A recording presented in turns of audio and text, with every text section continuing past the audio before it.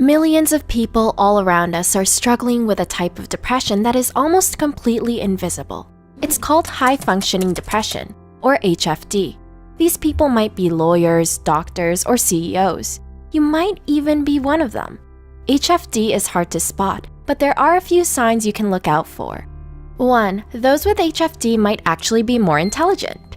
New research has shown a link between HFD and increased intelligence. According to a study, overdeveloped intelligence might be linked with dangers and losses that punctuate our lives. Somehow, it makes a lot of sense that geniuses tend to struggle with depression.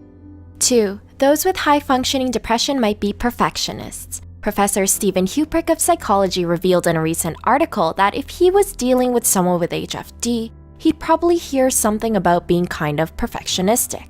It's almost as if those with HFD battle their issues by focusing and improving on every little detail. 3. Those with HFD might have a family history of depression. In a recent study, it was found that depressed children and adolescents with high potential often had a family history of depression and bipolar disorder. What this means is that if you're a high achiever and you're suffering from depression, it might just be genetic and something you can't control. 4. Those who have HFD often try to endure it without getting help. Healthcare professionals know that HFD can be very hard to diagnose. This is simply because most of the time, people try to endure it without getting help. High-functioning people might be in denial, or they might not want to let their depression get in the way of their busy lives. 5. HFD can gradually build up, getting worse and worse over time. Doctors who have dealt with HFD note that it can really sneak up on people. It slowly but surely gets worse, and the symptoms might grow in intensity without people noticing. Some doctors have described it as a slowly increasing temperature. Before you know it, you're getting fried. 6. Those with HFD don't engage in normal hobbies and activities. Professor of Psychiatry Michael Thays states that in regards to HFD, you may notice that there is a hole in this person's extracurricular life. What he means is that the person only does what they're obligated to do. Being a parent, a spouse, or a community member is absent, as are any hobbies. 7. Those who think they have HFD might actually be suffering from burnout. HFD is very tricky to diagnose, and it shares a lot of similarities with burnout. Burnout, as Katie Morton states in one of her interviews with Jacksepticeye, is when you feel the reward is not worth the effort you're putting in. So it's a more casual result of working too hard, whereas HFD can occur in individuals without burnout signs. HFD is simply feeling depressed with or without doing anything. 8. People with HFD might have symptoms of clinical depression.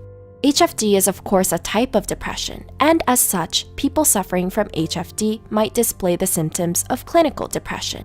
These include feeling empty, sad, guilty, worthless, restless, or even suicidal. Other symptoms include changes in appetite and sleeping patterns. 9. Those with HFD might be more creative. Some of the most talented artists in the world suffer from HFD, and according to recent research, there is a strong link between HFD and creativity.